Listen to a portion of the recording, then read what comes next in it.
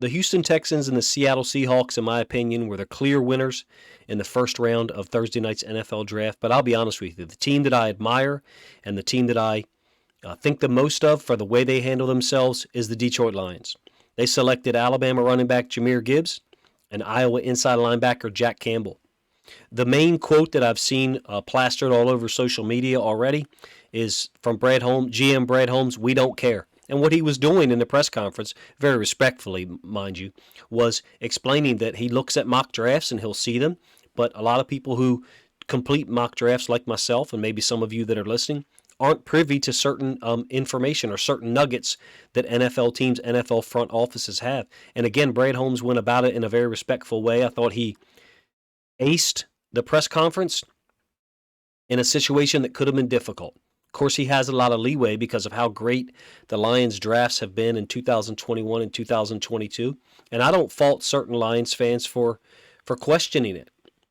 That's what being a fan is, right? And Lions fans have high expectations now, as they should.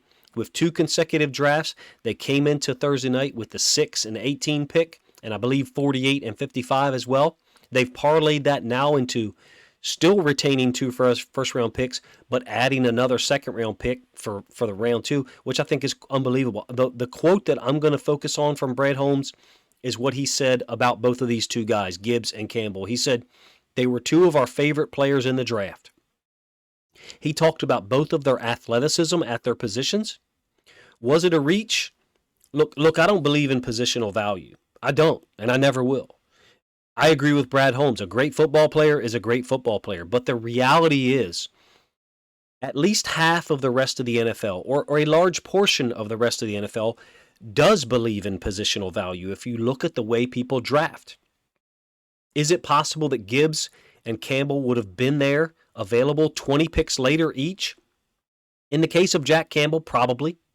In the case of Jahmyr Gibbs, if you listen to the press conference and one of the answers that Holmes gave, it sounds like he received confirmation from other NFL front offices that Gibbs would have been taken between 12 and 18 if the Lions didn't pick him. Go back and listen for yourself and let me know if, my memory or my recollection of it is inaccurate. But to be honest with you, the fact that Campbell and Gibbs might have been available for longer is the main reason why I actually really love this draft for the Lions, at least as far as the first round goes. They're swinging for the fences. The Lions tried to improve 2 specific positions in the first round, and who knows what this means for DeAndre Swift.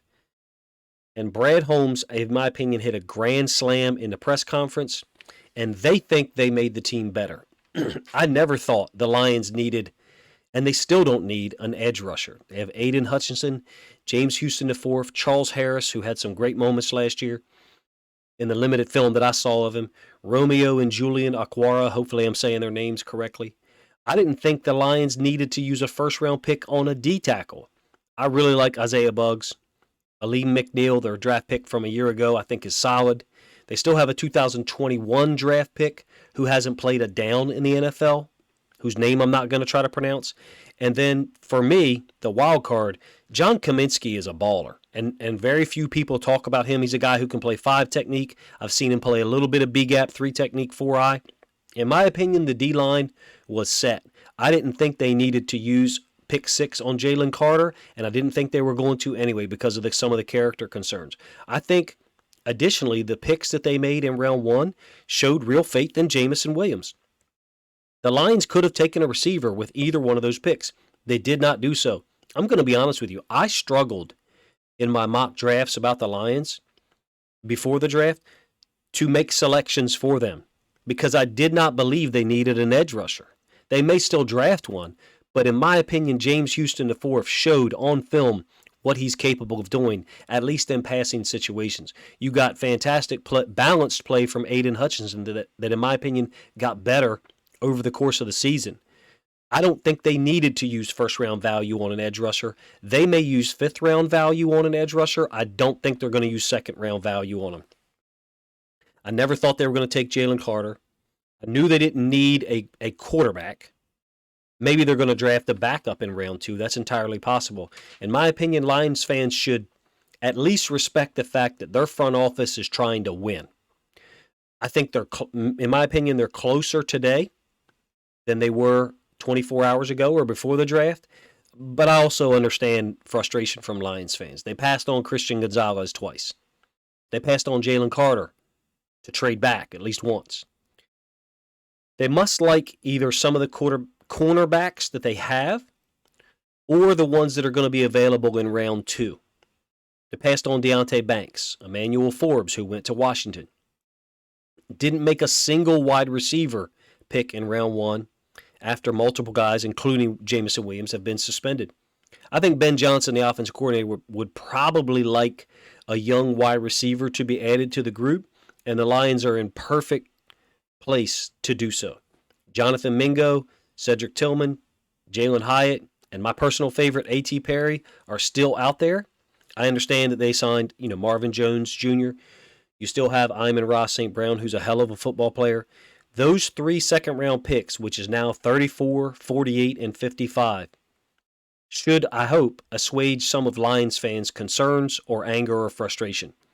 No doubt there are some that are upset, but I think the Lions are not trying to win the division in 2023. I think they're trying to win the NFC. Do these picks in round 1 move them closer immediately? Brad Holmes thinks so. And 24 hours ago, or even less than 24 hours ago, the large majority of Lions fans would have trusted everything that Brad Holmes said. Situations change quickly. I can't say, to be honest with you, if Jack Campbell and Jahmyr Gibbs make them better immediately, because I haven't watched enough film of those guys, so I will not offer comment. I'll stand on the fact that Brad Holmes and the Lions front office believe they are. I think they're going to add talented guys in the second round. They're going to do it quickly because they're sitting on pick 34.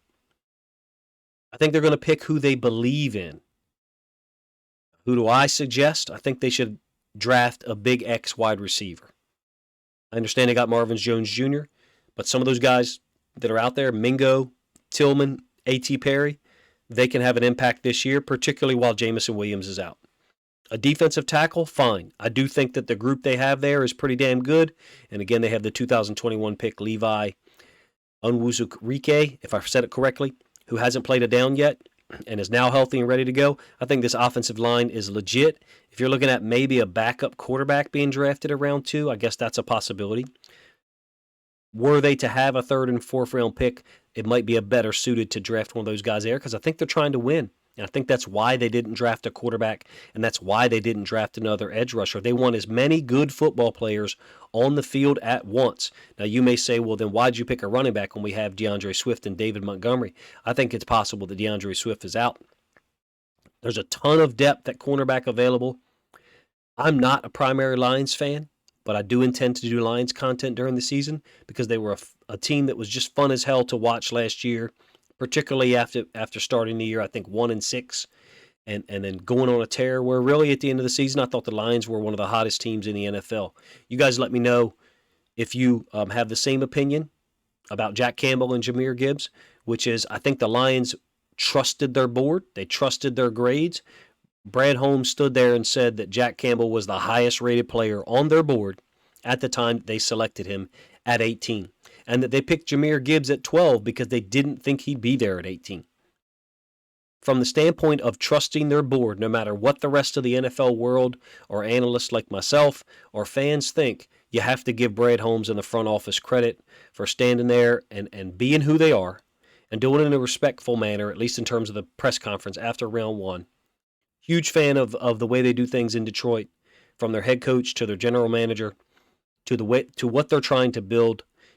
I applaud what they did, picking 2 players who apparently are not at positions of value or positions of high value because of the grade that their film and their scouts and their coaches applied to Jahmyr Gibbs and Jack Campbell. I haven't watched enough film to give you my own opinion, but I wanted to put out a little commentary about it, praising the Lions, praising their front office for going against the grain, but in a different route from some of the other teams who picked 2 players in the first round on Thursday night.